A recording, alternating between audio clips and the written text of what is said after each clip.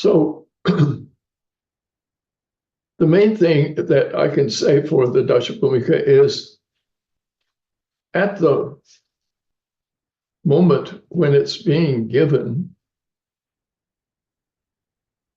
this is not a sutra taught by the Buddha. It's taught by others. And that tells us that the Buddhists believe that individuals with the right training and with the right experience were able to speak the Dharma. And so we have Vajragarbha, a bodhisattva, and he is the one who is asked to teach the Dharma in this sutra.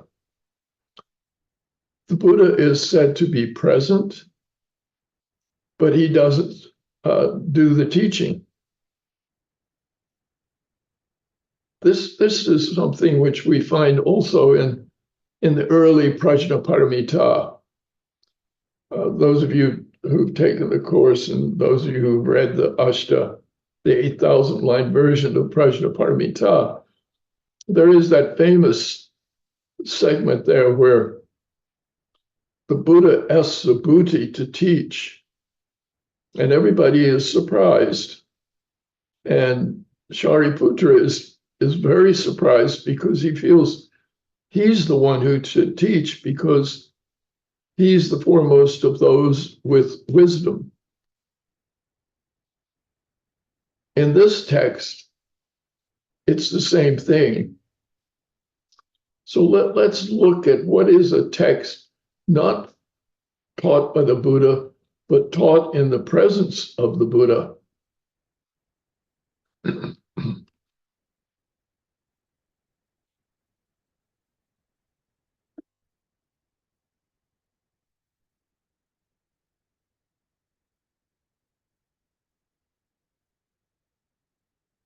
The setting for this is a heavenly palace.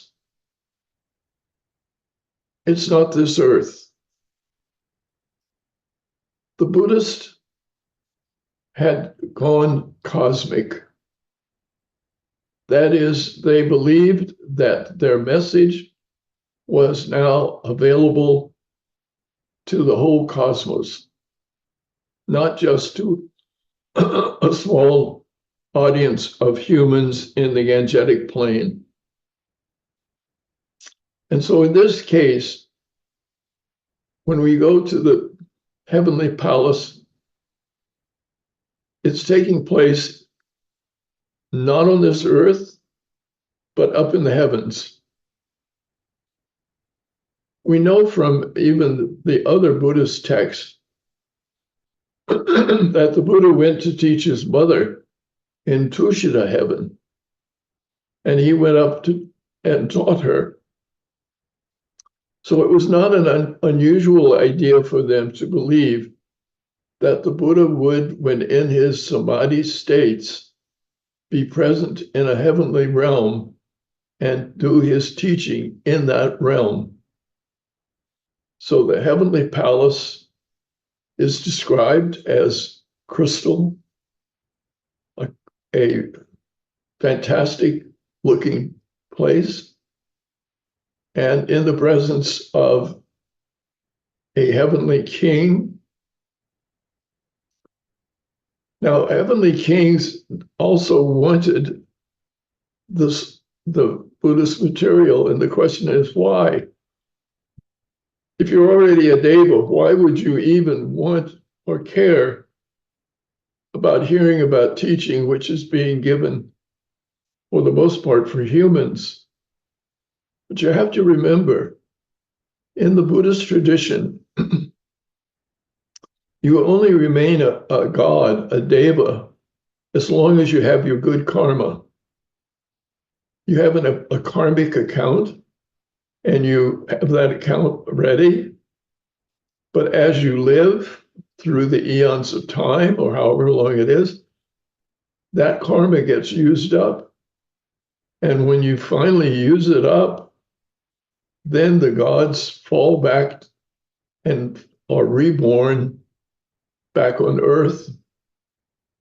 So they are as interested as anybody else in hearing the teaching of the Buddha, because they can't reach nirvana from the heavenly palace.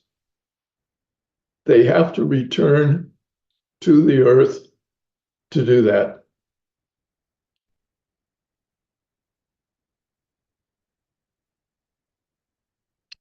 We're then told that up there in this environment, there are many, many bodhisattvas.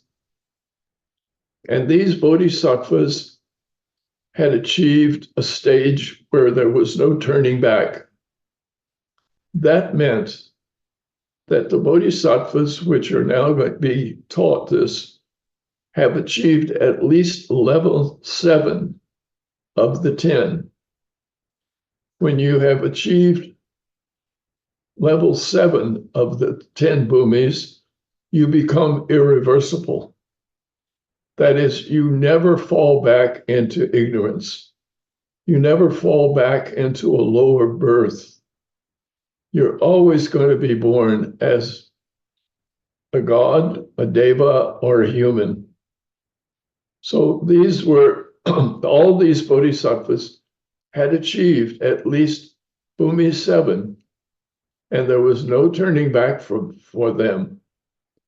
And they, however, want to hear the teaching because they want to go the rest of the way and attain to nirvana. So the audience is an interesting one, because from one perspective, you have to ask the question, how can we as ordinary beings listen to a teaching which was given to bodhisattvas who had attained a higher state of being non-returners?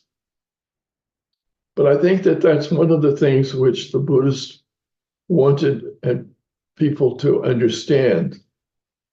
The teaching is available to everyone, always, to everyone.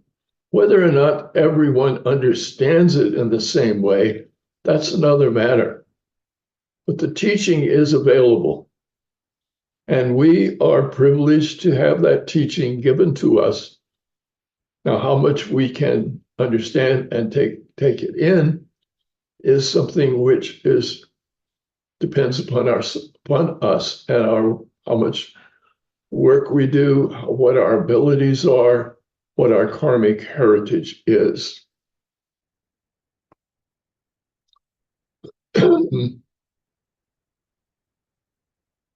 Now, we're told that the Deva king, Daśabhūmika, was there, and he is the Deva who still understands that he is going to have to fall back onto earth to reach nirvana.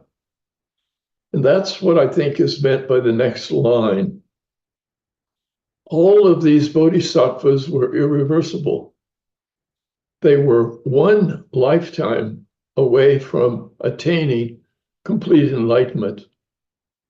That meant that they had to be reborn as humans, because it's from the human birth that you go to nirvana, not from the heavenly. There's only one example of someone who went from the heavens directly to nirvana. So the Buddhist tradition was saying to people, it's not that only those who are in the highest realm get to nirvana. It's not that you have to work your way up to heaven before you can achieve a state of nirvana. In fact, if you've been born as a human, you got your chance. We're here in this level. And even in this sutra, the bodhisattvas who are there in the palace, they are one lifetime away. So they have to come back and join us on this earth. And when they join us on this earth, from there, they go on to attain complete enlightenment. I want to thank Andrew very much for helping me put in the Chinese and showing you where it's found in the Taisho. So this, I think this will be available to you. You can go back and watch this, and you can also yourself go and read the Chinese if you wish.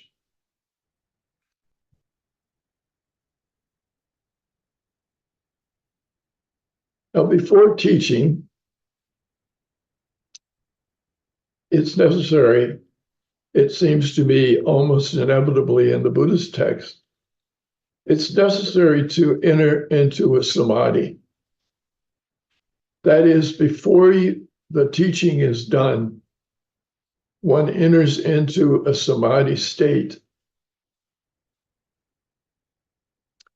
I think that we ought to call some sutras samadhi sutras.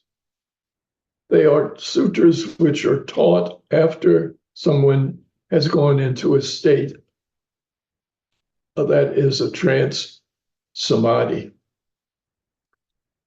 And when you enter into this and come out of it, that's when you speak the most important words.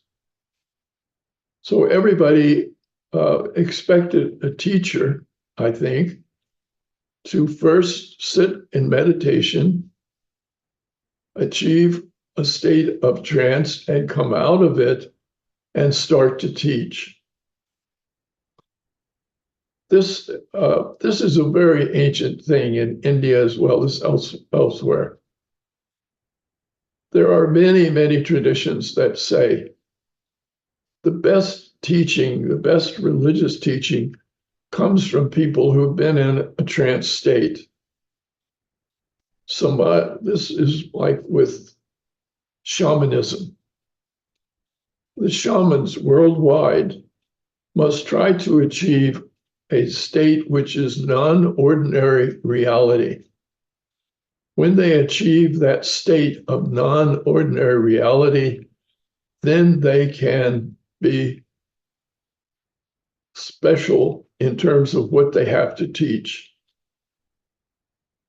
Now, we know from science about the rhythms of the brain, and I'm convinced that there are certain things which you cannot learn unless you're in one of those rhythms.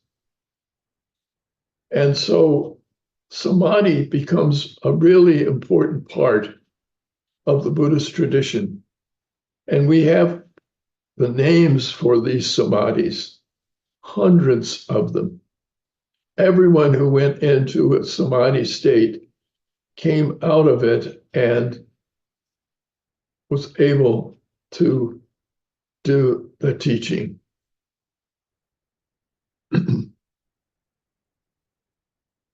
So the text tells us the Bodhisattva Mahasattvas had all gathered from all over the Buddha realms in this palace in the sky. And then the Bodhisattva Vajragarbha, who is the one who is about to teach the text, through the power of the Buddha, entered the samadhi, and the samadhi's name was the radiance of Mahayana. This is the moment at which Vajragarbha is getting his experience from which he can emerge and teach. And that's why this is a part of the early words of the sutra. Now, the problem is that somebody who goes into these trance states, it's blissful, and they stay in them for a long, long time. And we know that even in the life of Shakyamuni, under the Bodhi tree, when he went into his trance state, the gods looked down and they said, uh-oh, oh dear, he's reached a blissful state. He's not saying anything. He's not teaching. Now, a lot of people who went into the trance state said, we can't teach because we don't have words to describe what we have experienced. So we're not going to teach. And those people were called Pratyeka Buddhas. They were enlightened, to be sure, but they didn't figure out how in the world to share it. So in this case, we know with Shakyamuni, Brahma and Indra come down and they implore him, please, please, you need to do something special. It's not enough for you to sit here in this blissful state. You need to emerge from this state and you need to share this teaching or this insight, this wisdom that you have. You must share it with people. You must give this great gift of the Dharma to the world. And so Shakyamuni emerged from his trance and taught the first sermon. And the first things he taught was Four Noble Truths. So it was something that the Buddhists understood. And Vajrabodhi now has gone into this trance.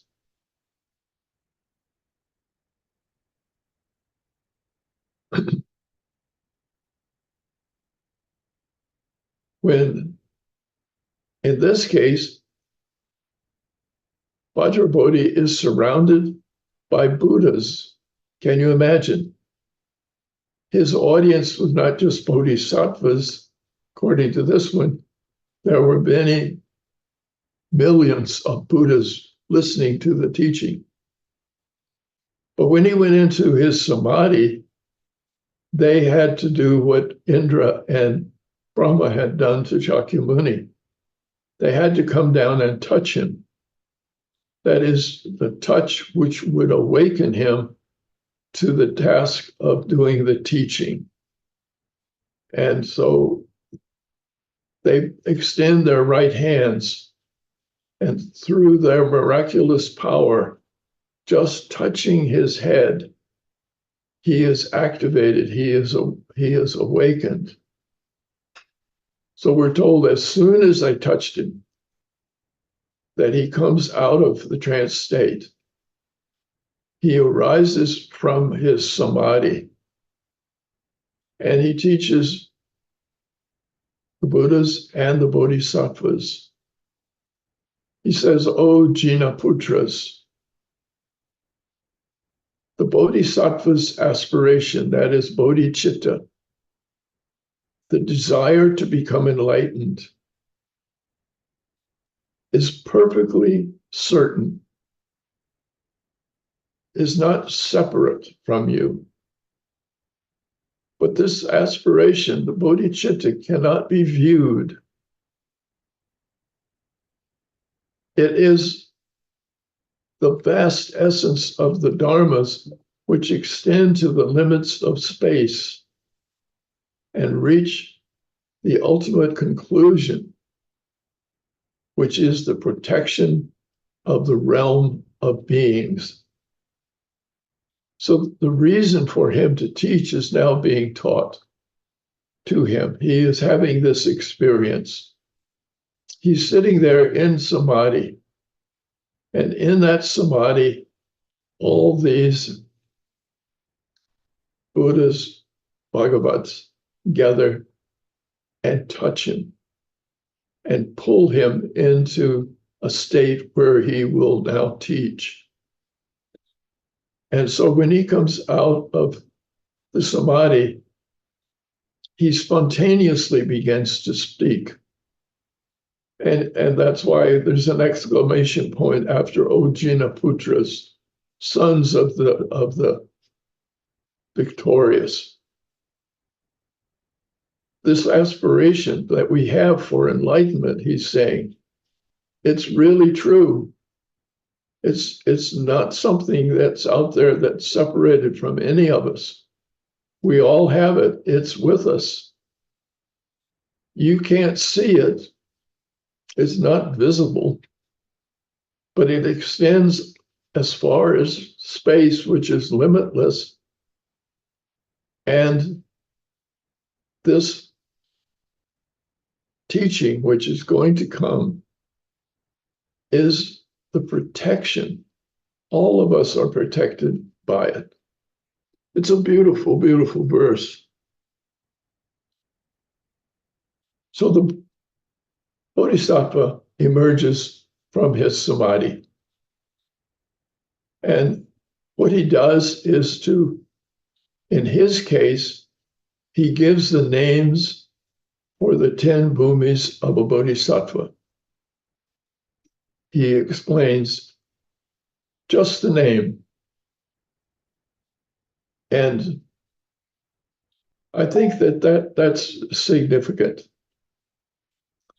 That when he came out, the spontaneous eruption of his wisdom was to say that there are levels which I have gone through. And these levels are, and what he was describing was his own journey. So his journey is the 10 bhumis.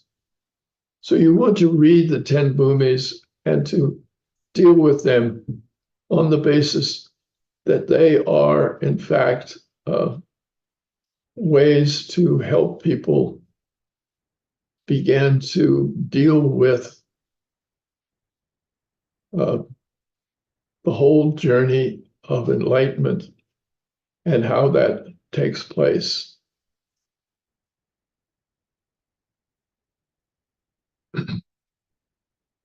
So then we're told the Bodhisattva, Vajragarbha, spoke merely. The only thing he said when he came out were the names of the 10 bhumis. And then he goes silent. Everybody's waiting. Nothing more. Nothing coming. But wait a minute, that's not enough. What are we going to do? All the bodhisattvas of the assembly, they just heard these 10 names with no description of them, nothing else. And so I get the feeling of there was an unrest in the assembly of all these bodhisattvas. Why doesn't he teach? And this is one of the reasons that we have the Pratyeka Buddha and the idea that mystics will often have such profound experience, they never share it. They don't know how to share it. Sharing it seems to make it lesser. And so they don't say anything. They simply have their own experience. So here we have in this that everybody's sitting there waiting, and nothing is happening.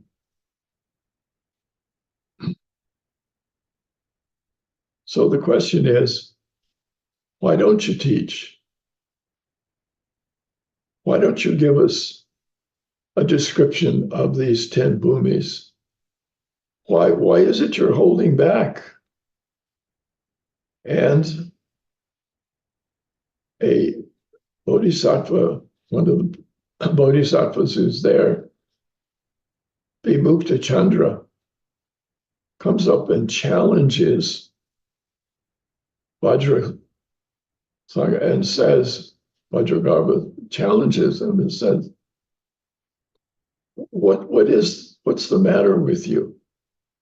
How can you just give us the names of the bhumis and no further description. Is that really what's going to help us? So we have that old question that every mystic has to face. Why don't you teach? Why don't you let us know what you have experienced? So at that time, the Bodhisattva, the Mukti Chandra, was present in the assembly. And he knew what was going on in everybody else's mind. In other words, he becomes the spokesman for the whole audience. It's as if you have a huge audience of people. They're all thinking the same thing. And everybody's afraid to ask and say what they're all thinking. And Vibhuti Chandra comes forward and he says, knowing what everybody is thinking, and he addresses the Bodhisattva Vajragarbha, and he says, I don't know what's going on here. Why aren't you speaking? Why aren't you telling us? Why aren't you elucidating what it all means? He challenges him. It's a challenge. And Mukti Chandra is one who has special enlightenment that he can move forward and challenge the Bodhisattva. Teach us. Why don't you teach us? I keep referring to this because I want you to understand the issue, which I think many times people in India have faced, whereas a person has gone into samadhi and doesn't teach, and you want them to tell you, what did you find out?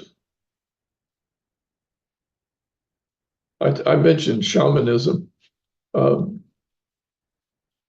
Korea, the shamans are mostly women, and they are called upon. They come to your house, and they will go into a trance state, and you can ask a question. I went to one of these sessions once. They allowed me to attend. And the woman was really worried about getting her son into Seoul National University. And so she'd called in the shaman to say, how can I get my son into Harvard, Yale, University of Taiwan? How can I get him into Seoul National, Tokyo University? How can I do this? And the shaman, in this case, responded with a very amazing response. The shaman came out and said to her, on your family altar, you have just clay pots for the offerings and for the water for your ancestors, and they don't like it. They want copper bowls. And if you would put copper bowls out, then you would get your wish. Well, then you would think that that would be sufficient, but then she argued back. She said, well, the spirits know I don't have enough money to do that. Why are they asking me to do something I can't afford? So there was a thing back and forth, and finally it was decided that if you get ceramics that's glazed, it's okay. They reached a conclusion. But these are issues which are current in society, and people understood it.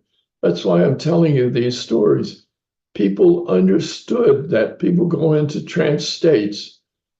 They come out of it, they have special knowledge. How do you get that special knowledge out of them? You got to bribe them almost. You've got to hector them. You've got to come up and say, all right, come on, please, please. Tell me what this special knowledge is. I know you have it because you've been in this state. So come on, let loose with what you have.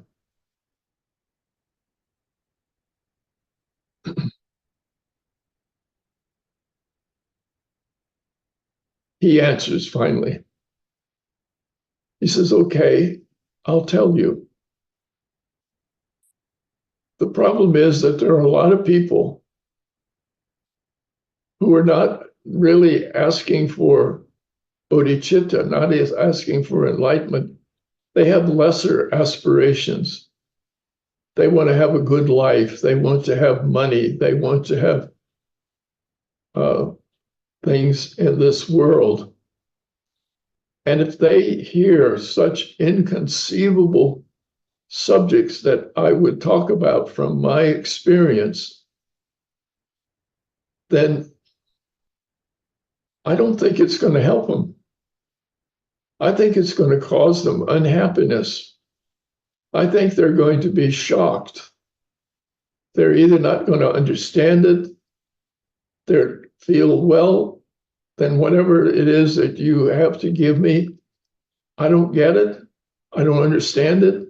It's not going to help me in the least. Andrew and I had fun today. We were trying to get an image for this slide. And we asked Chat GPT to make a slide of people from the time of the Buddha being really upset and scared by something. And this is what Chat came up with. It's a good slide, isn't it? I really like it. So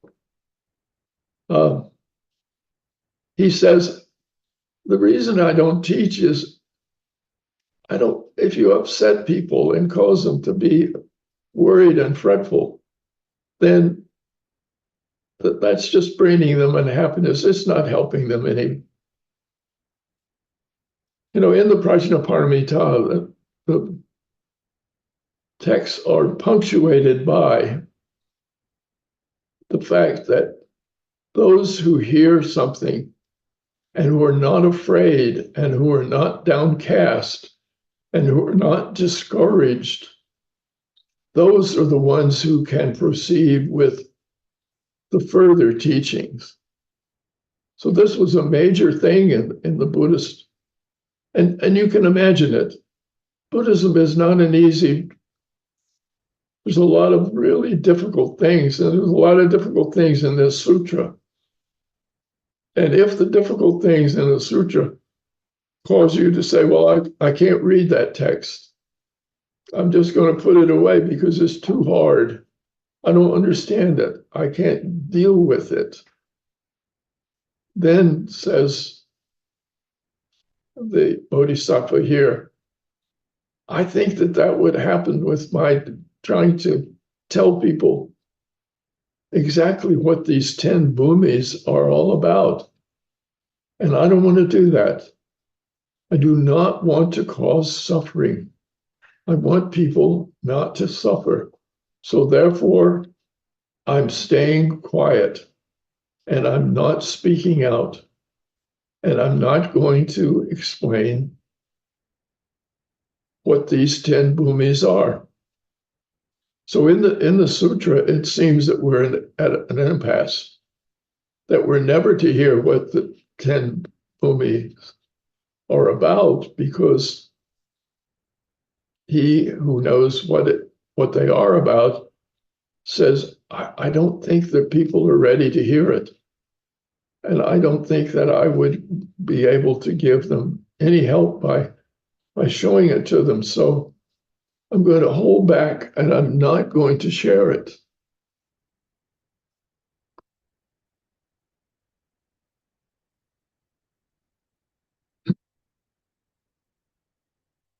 But here we're told billions of bodhisattvas and mahasattvas waiting to hear. They're all there, sitting, waiting. They're going to hear the message. And how can we go further unless there is a way to break this impasse about people's ability? I admit that I have the same worry when I read the Daśabhūmika Sutra, that I worry that it will be misunderstood, that people won't get it, and that they will put it down and say, I'm never going to read this sutra. I'm never going to work with it. Because I think the sutra itself is a very profound teaching. And I find myself saying the same thing. So it's a good reminder to me to relook at my own ideas about what is happening when I hear and decide that I want to teach.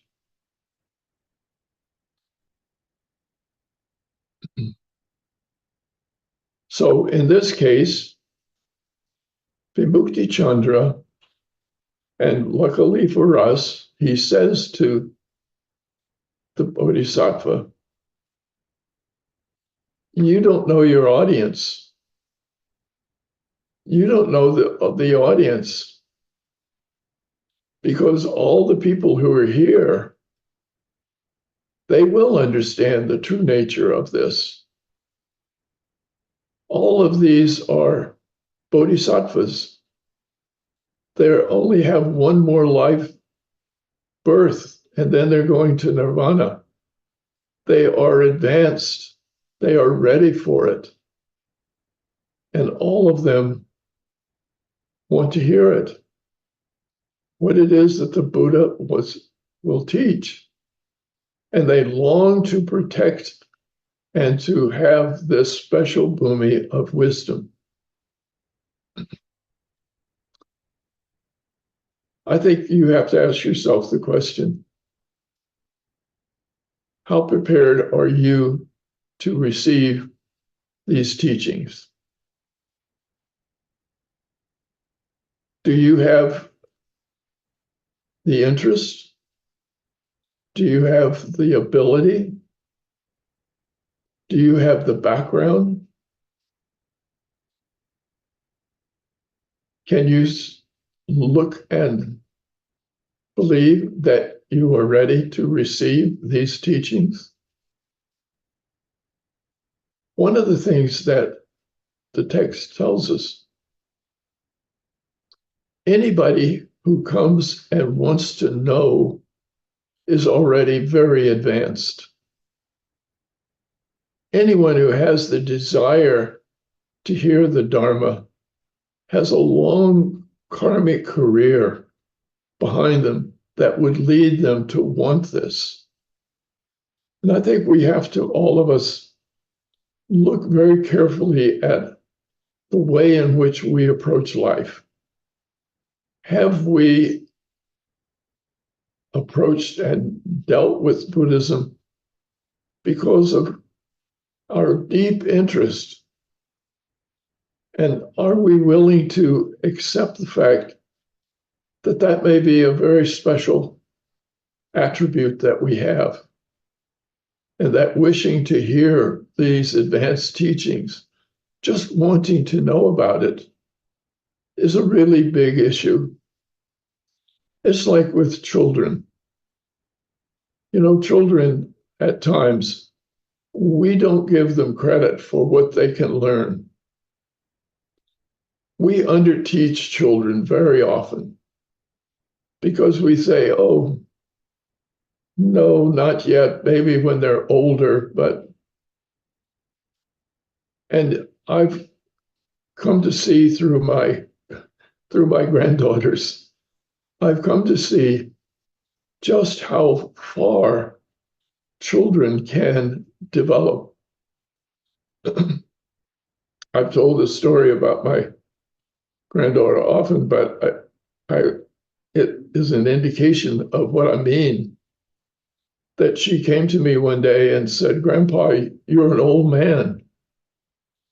And I said, "Well, yes, I am." And she said, "And you're going to die." I was very taken aback. And I said, "Well, yes, I am, but not now. But yes, I am. Someday I'm going to die." And then she kind of shrugged her shoulders and said, "Then I won't see you anymore." And walked away and started playing again. She said, "I just wanted to get that out of the way." And here's a 4-year-old. She's come to grips with death. She said, "Okay, it's going to happen, but I can go on playing." I realized, my gosh, she has ability to comprehend and to deal with some of the most difficult things in life. And we deny them and we don't share with them. When you teach lay people, you have to ask yourself the question, how honest are you when you teach? Do you teach to the very extreme of your own knowledge? Or do you feel, well, these are lay people. I don't want to scare them off. I don't want them to get bored. I don't want them to turn their back on Buddhism. So I won't push them too hard. I'll make it easy for them. I think about Master Xing Yun. One of the things that always struck me about his teaching when he taught is he used stories. And using a story allowed him to touch on to some very profound thoughts and profound teachings in a way that was acceptable to people. They heard the story. And if they didn't remember anything else from his lecture, they would remember that story. And remembering that story and built into that story was a profound truth, and that they would later be able to handle it. I never felt that he spared people. I think that one of the things is that he pushed people to continue to learn, to continue to develop, to continue to understand deeper and deeper the meaning of Buddhism. And I think he did that for himself as well. I think that every time he read a text, he got something new out of it. We once talked about it a little bit, and I was a little surprised to hear him say that he was still learning himself, and that he had, like all of us, things to learn. So I think you all need to take this as monastics. You need to take this one very seriously. When you give the teaching on these bhumis, you have to expect that there will be some understanding of it by your lay people, your followers. They will get it. And there are times as a teacher where I realize that my pupils know more than I know. Here I am tonight teaching you monastics. You know more than I know. This is your life.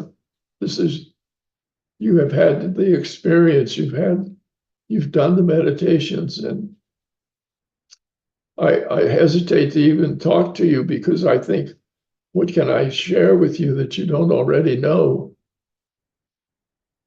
But I've discovered that one of the biggest issues is that my students through the years have always known more than they knew they knew.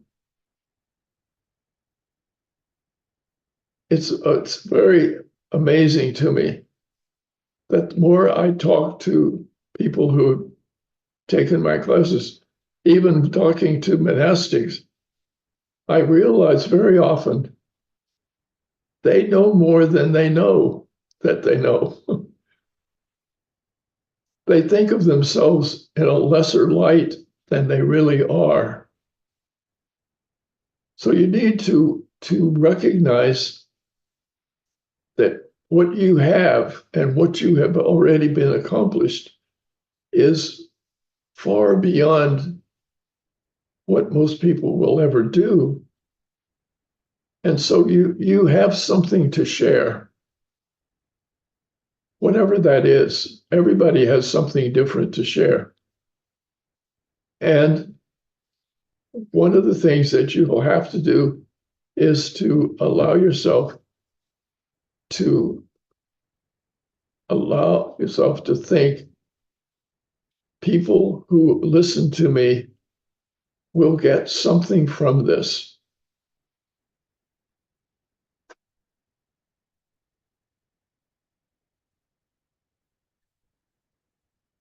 Then an interesting thing.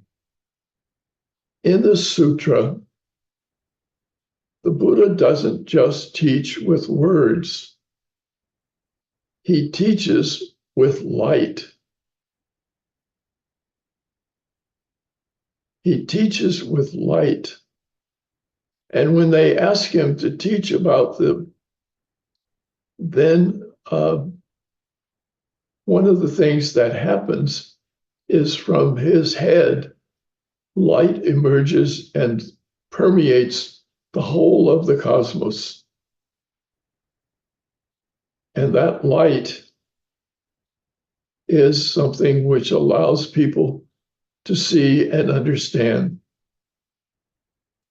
I think this is metaphoric for what happens often. We don't think that we're teaching with light.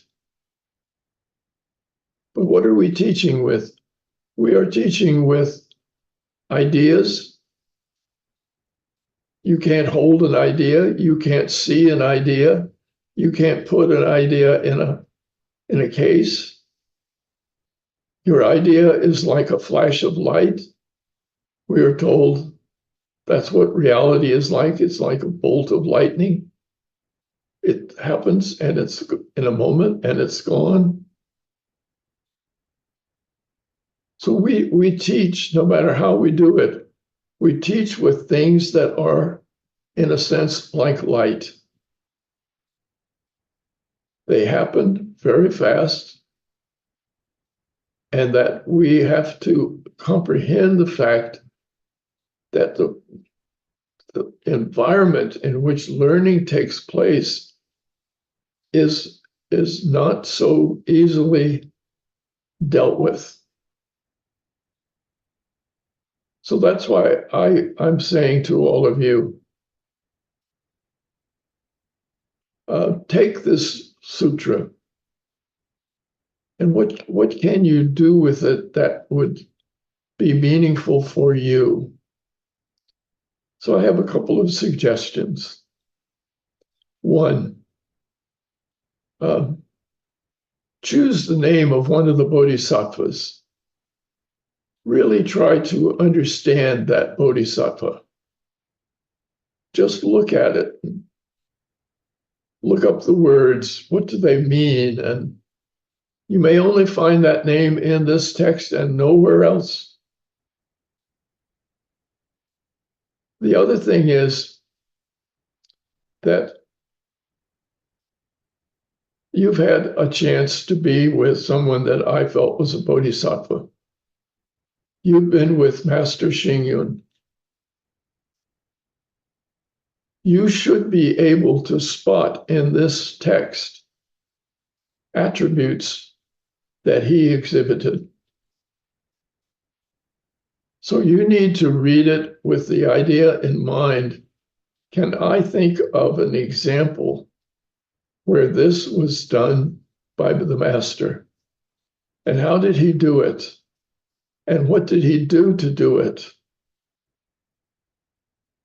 And I believe that if you try to use the sutra, number one, to understand yourself better, to understand your own skills better, to know what your skills are,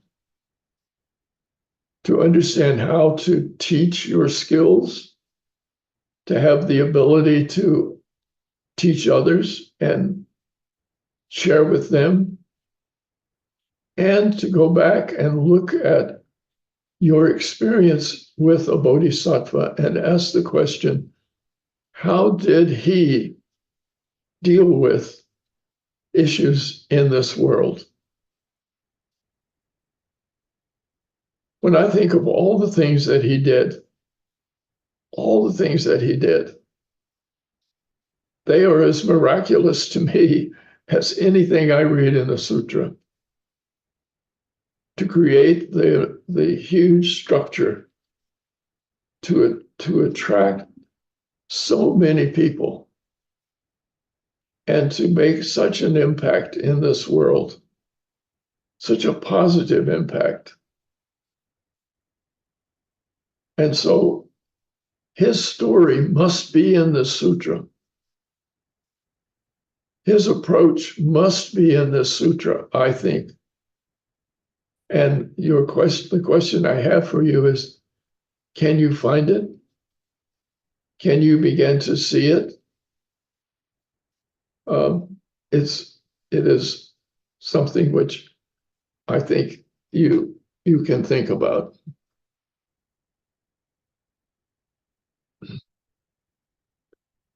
So the Buddha at that time,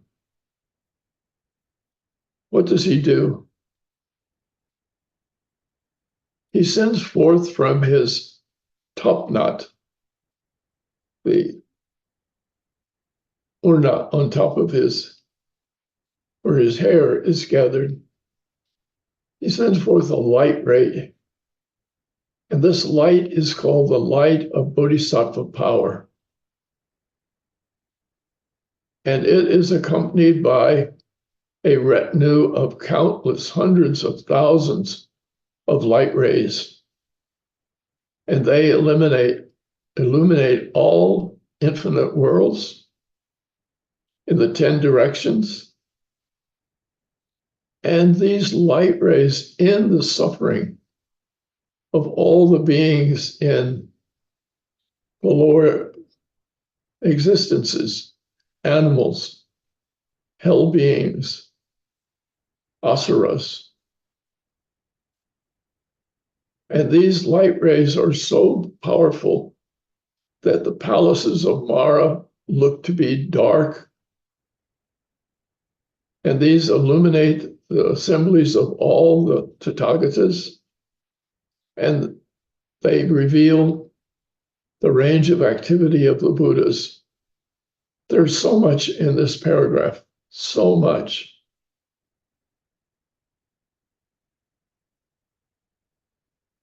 What is the light? The light ray is the light of the bodhisattva power. What is a bodhisattva power? The bodhisattva power means that ability of a bodhisattva to accomplish remarkable things.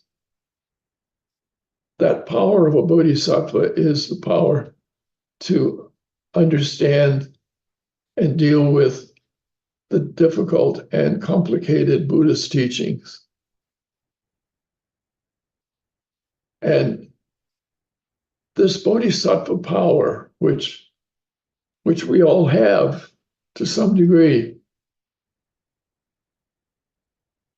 is accompanied by a retinue of thousands of light rays.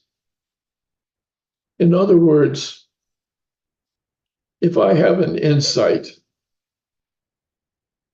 it's not just a single streak of light. And insight is complex. I can deal with so much that is happening to me, so much that's happening to others. It's not just one little corner of the world that gets illuminated. It's the whole thing in the 10 directions. And so what we do when we teach, when we use the light of the Bodhisattva power, is that it illuminates everything around us. And it illuminates everything around those people who hear what we have to teach. It's really, again, I think of Master Xing. All that he did was so complex. Why?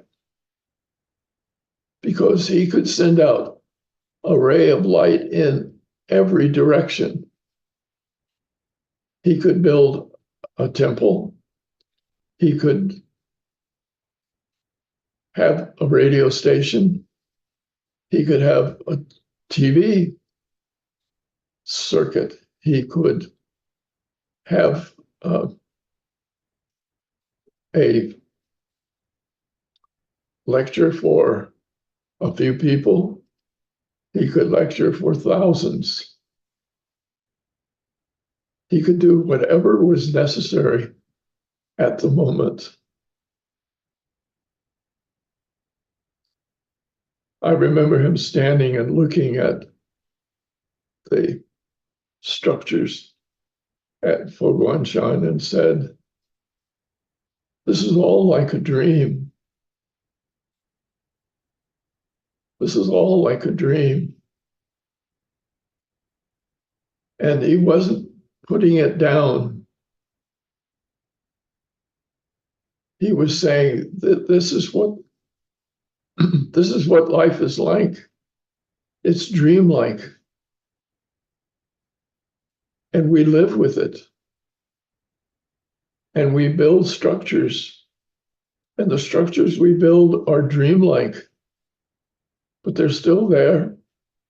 They're still part of our light, which has gone out. They're still part of the light of Bodhisattva power. So ask yourself the question, what does it mean to end the suffering of all beings in the lower existences? I think this is why when the Buddhists say, you don't kill things, you don't kill animals, you don't kill bugs or other things, you don't kill them, you end the suffering of beings in the lower existences. You try to end that suffering. You try to comprehend what those beings go through as well as what we go through and what we think to be our higher state of a human being. And what does it mean to darken all the palaces of the Maras? If you go to Las Vegas, I sometimes think that the palaces of Mara in my world is Las Vegas. And talk about light. The lights of Las Vegas are enormous, and they're purposely put there to attract your attention. And so when you go to Las Vegas, what darkens it? What darkens it? people who try to deal with life and the way in which they try to help other beings, then the lights which are built to lead you to just your own happiness or your own victories or your own delights, those lights dim. They get dimmer. If you change your own view of what you want in life, you don't find that those lights are quite so bright. You find that something else is taken over, and you are sending out your light rays in a different direction, in a different way. So I think that I look at what goes on with a lot of our current entertainment, and if we are so distracted by the lights, that seems to me to be the palace of Mara. Just distraction. We're distracted by it. It's not that we can't have it, we're just distracted by it. And so that's why I think the Buddhists never say, we're going to give you a list of things. You must not do X, you must not do Y. They don't say that. They don't say that. What do they say?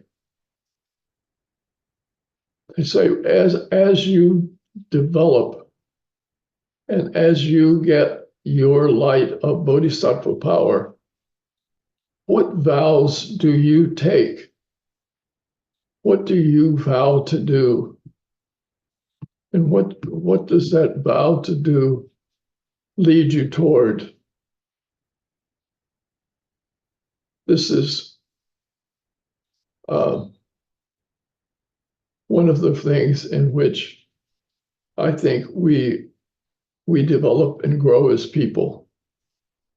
And as we grow and develop as people, and we deal with life, we can have full enjoyment, but we can also find that the more you develop and the more your wisdom, the darker the lights are for other things which once attracted you so much.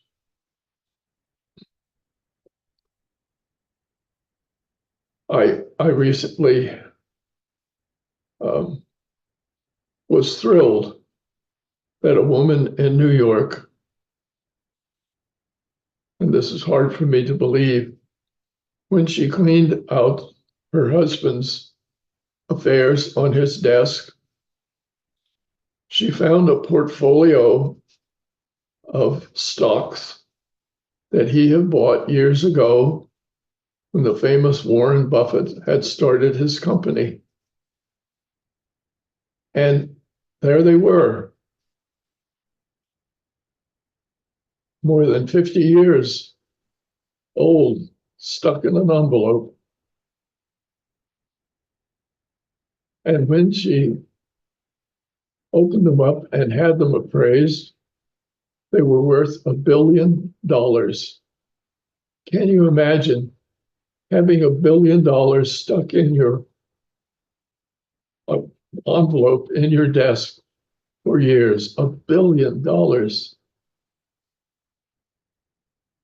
And she said, well, when my husband died, he said, it's all going to be yours, and do with it as you feel would profit the world. And so people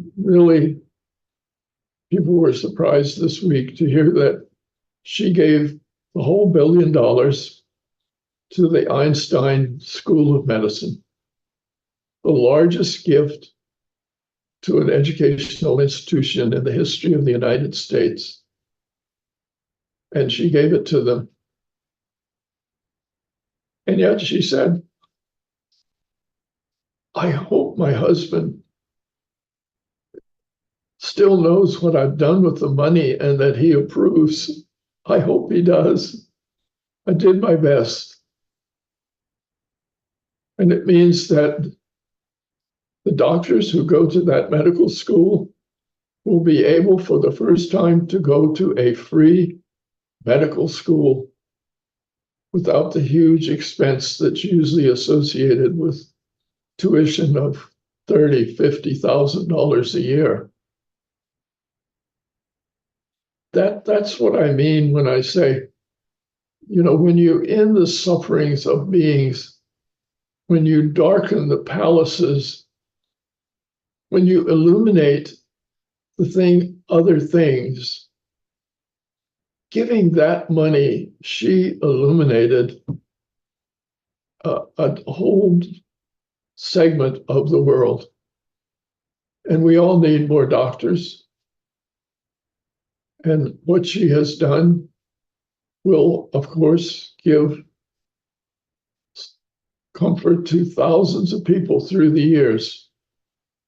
And young people who are smart and can't afford to go to a medical school can now do it.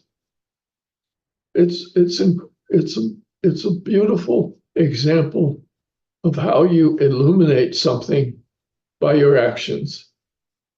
Now, all of us will never have $1 billion to give away. We're not in that category. But we all have the ability to illuminate in some way or other.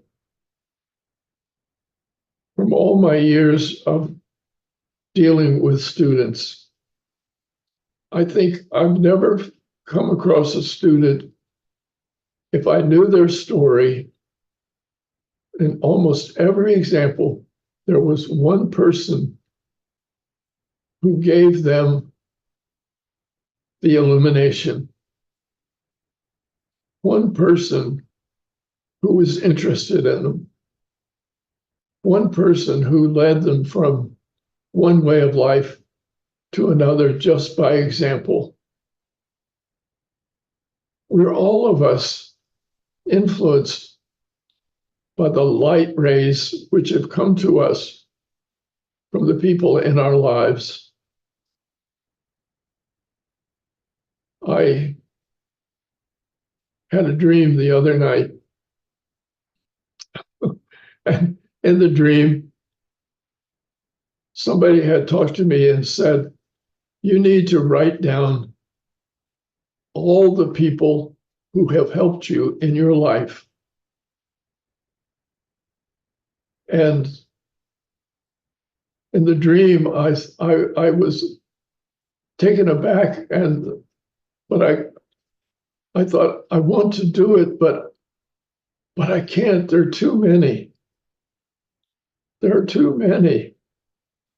I have a retinue of bodhisattvas, and some of those bodhisattvas are even here tonight. Bodhisattvas who have helped me so much. I understand more than I ever did before, as she said. I spent 5 months in a hospital in rehab, and it was pretty bad. And it was pretty horrible. And yet, even in that environment, there were one or two people who illuminated our lives, those of us who were having to live there. And it didn't take much. It didn't take much. But it meant so much to us to have somebody do that for you. We live in a time when we think maybe I don't have the light of bodhisattva power. This sutra with all these fantastic stories and billions of people, and I can't live up to it. But that's not what the text is about. The text is about that there are ways in which we do live a bodhisattva existence, which we can give light to the darkened world. And most of you are going to do that. You're monastics. You are doing this. I recently read that one of the issues which has now come up is compassion exhaustion. And that is that people who help other people get exhausted from having compassion and they turn off. And I think, oh dear, we can't afford to have that happen. As I said, when I was in the hospital, just to have one person show you some compassion and help you was so fantastic. I think of my sister. She has a young doctor, and she had to have a pacemaker put in. And the young doctor came up to her before she went into the operating room and just took her hand and said, "I'm going to take good care of you. Don't worry."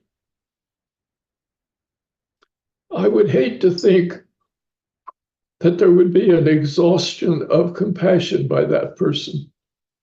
I don't want her to be exhausted. She needs to keep doing that. We all need it. We must not have exhaustion. And that's one of the issues where Mara is, in the Buddhist sense, Mara is the one who creeps up behind you and says, "You're working too hard.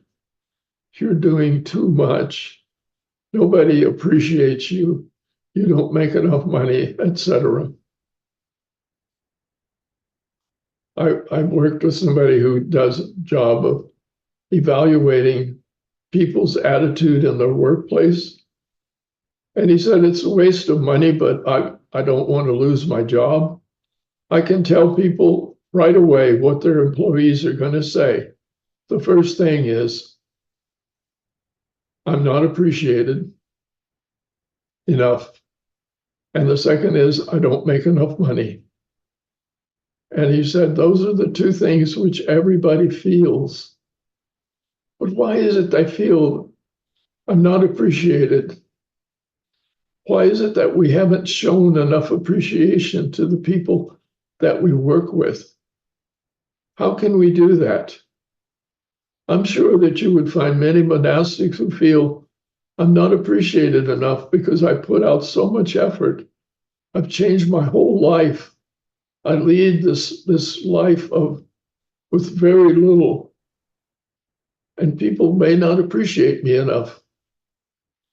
I think we need to be able to help such people and to help ourselves by understanding and appreciating what we can do, and not to have something which is so tied up with ourselves that we get exhausted and we say, I just can't do this anymore. I've given all that I can give to the world. I just can't keep on doing this. I think that's a sign that we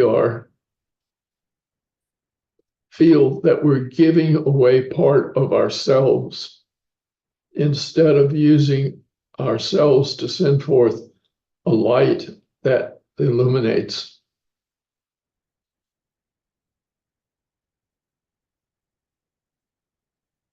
So finally, we come in this first part. How do you teach the indescribable? How do you do that? The text tells us none of the bodhisattva bhumis can be described. They can't be described. So how can they be heard?